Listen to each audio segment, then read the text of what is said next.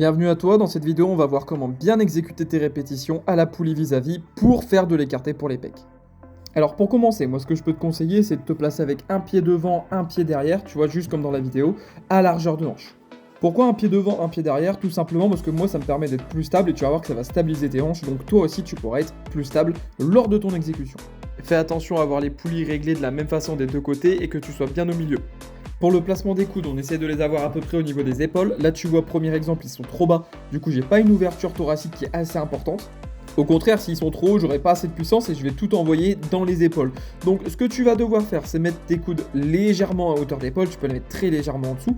Tu vois, là, juste là, comme dans la vidéo. Et ça va étirer ton pec à fond. À l'écarté poulie vis-à-vis, tu as trois gros placements, soit à peu près à la ligne des épaules comme on a vu depuis le début, soit tout en haut de la poulie pour travailler la partie basse des pectoraux, puisque je te le rappelle qu'à la poulie c'est inversé, quand on met les poulies vers le haut tu travailles le bas du pec et inversement. Donc soit tu as la version vers le haut, soit tu as la version au milieu, comme je le disais tout à l'heure, celle qu'on a vue depuis le début de la vidéo.